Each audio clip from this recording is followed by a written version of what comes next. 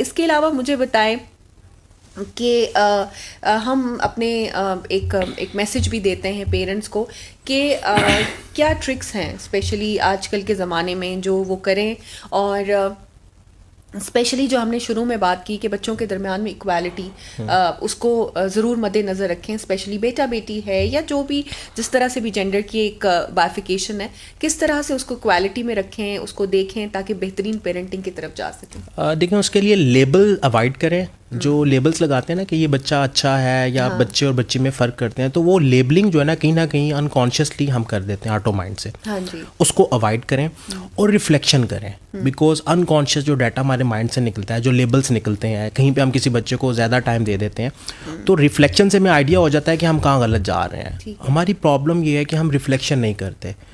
Reflection में हम बैठ के सोचते नहीं हैं अपने बारे में, अपने दिन के बारे में, कि आज मैंने अपने बच्चों के लिए जो कन्वर्सेशन की उसमें कोई ऐसे वर्ड्स तो नहीं, जैसे मैं समटाइम पागल का वर्ड इस्तेमाल कर देता हूँ, तो कहीं ना कहीं मेरी वाइफ, मेरे घर वाले मुझे बाद में ये रियलाइज़ करवाते हैं कि ये जो वर्ड आपने यूज़ किया था, अब बच्चों को ये क्या मैसेज जा रहा है। अब ये ऑटो में निकलता है, तो मैं फिर रिफ्लेक्शन में जाता हूँ। नेक्स्ट टाइम मैं कोशिश करता हूँ कि मैं इस तरह के वर्ड्स, तो अपनी वोकैबुलरी को अपडेट करें, बिकॉज जो वर्ड्स हैं उनका हमारे माइंड पे बड़ा गहरा असर होता है। अब नेगेटिव वर्ड्स हमें नेगेटिव इंटेंसिटी देते हैं, हमारे नेगेटिव इमोशंस को ट्रिगर करते हैं, बच्चों के नेगेटिव इमोशंस को ट्रिगर करते हैं, और कहीं ना कहीं बच्चे एहसास कमतरी में चले जाते हैं। कहीं ना कहीं उनके अंदर वो नेगेटिविटी जो है वो ग्रूम होती रहती है, और एक वक्त आता है फिर वो जिस टाइम वो एकदम से ब्लास्ट होता है और हम कहते हैं ये क्या हो गया, हमारा बच्चा तो बिल्कुल ठीक था, बिकॉज वो नेगेटिविटी डेली बेस पे वर्ड्स की सूरत में फीड हो रही होती है। तो अपने लैंग्वेज पैटर्न को रिफ्लेक्ट करें, नोट करें कि आप कौन से जुमले इस्तेमाल करते हैं,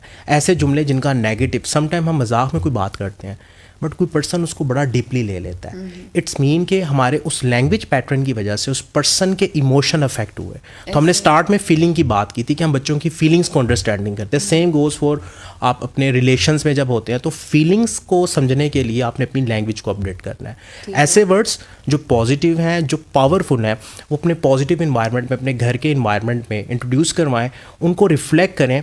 और ये प्रोसेस लॉन्ग टर्म है, ये नहीं है कि आज आपने सुना और आज ही आपके घर में ये चीज़ें हो जाएंगी।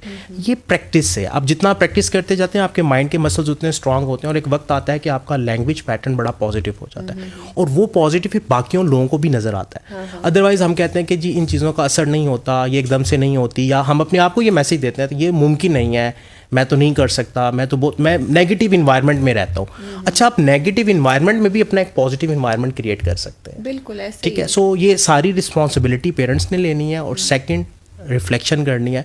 जितनी रिफ्लेक्शन करेंगे उतनी ही चीज़ें आपके सामने खुल के आना शुरू हो जाएंगी। बिल्कुल।